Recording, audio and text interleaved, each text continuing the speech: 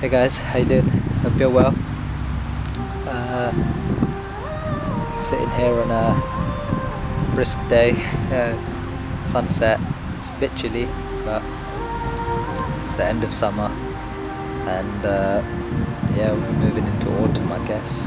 Change of seasons, change of moods, change of feelings. But anyway, point of the video is I've been meaning to make this video for a little while.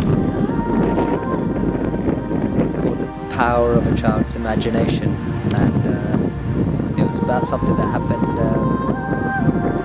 maybe about a month ago, maybe a little longer, with me and my niece. She's about 4 years old. She's just turned 5 actually. No. Yeah, she has. She's just turned 5, and so we play this game sometimes called the imagination game. And obviously, you can't speak to a 4-year or 5-year-old about her pineal gland. So I try and get her to. Obviously, her pineal gland is much less calcified than ours. She has no concept of what they can do. But you slowly introduce these kind of things to children. You know, certain things that we weren't capable of doing. We were suppressed. We've had our certain connections to each other and the earth and everything suppressed because of the fact that the pineal gland is not being used, it's not being acknowledged. It doesn't get just that it's not part of mainstream science or anything like that. And so this is why we play this game. It's called the imagination game. Yeah. So it's just she closes her eyes and just tries to imagine places, whatever science. What you can get the gist of the imagination game. And so it was at this like event.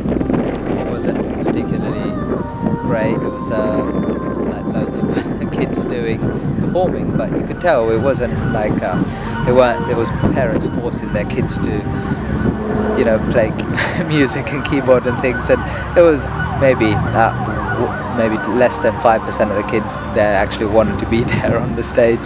So it was okay, but anyway, I was feeling a little bit disgruntled that I was having to sit through a formal occasion. And so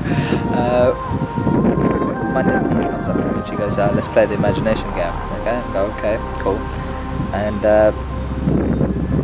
she goes, I'll go first. And she closed her eyes and I said, okay, what do you see in your imagination? And she goes, I see a heart. She like drew out a heart, and it just like all my stress and everything, just my built up little anger and aggression, the moodiness I was feeling just faded away. And so yeah, I thought I'd mention that because there was something that happened later on that night which I attribute to that, basically, because my heart was just full of, you know, bum love or whatever it was, and I was just feeling blissful. And later on that night, it was really late at night, maybe 1 o'clock, I was going home from my brother's, back to mine, and there was one guy just stumbling along the road. He had like one shoe in his hand, okay, and he's obviously the other shoe was on his foot, but his one leg was raised and he was just stumbling, just like hopping along, and so obviously there's something wrong with him. So I pulled over the car, and as soon as I got out of the car, he just sort of collapsed into like a heap, and obviously he was drunk and he'd hurt his ankle or something like that, but thought might as well see what he's sort of help him out. See, you know, I've been in a similar situation before myself and never had anyone to help me out. But anyway, so he's a big dude though. This is the thing. I'm like, I'm 5'7", a bush, and like weigh less than 50 kilos, and so this dude is maybe 6'2", 6'3", maybe even bigger than that, and no, probably much bigger than that actually, and twice the size of me easily. Yeah, like I think he was a big Ghanaian dude, probably by his accent I can tell. But anyway, helped him up, but like he was not getting up by himself. So somehow I managed to pick this dude up, put him in my car, and he just lived literally around the corner, he said. So I took him to his house and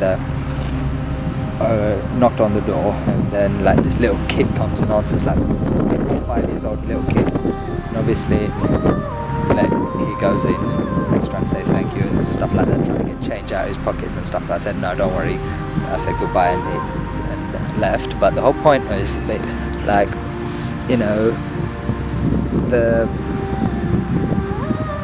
whole point is the child's imagination, how that affected me, and that made me go do a small deed. And like, the dude could have gone home, he would have had to stumble another half a mile home, and he would have, you know, been a bit more pissed off. And so when that kid greeted him at the door, he might have not been so, you know, in such a good mood. So it's like the fact that he got a ride, he was in such a happy mood. He was drunk out of his head. Okay, he was not acknowledging the kid in any way, but the fact that the matter is, he wasn't in a bad mood when he got to the door. And so that's basically what I wanted to say. Thank you to my little niece Arabi for playing the imagination game and showing me so much and being such a teacher to me. So thank you, and that's what I really wanted to say. Lovely sunset. I'll let you guys have another look. It's a little bit chemtrailed, but it's okay. The sun's still there. Alright, goodbye. Take care, guys.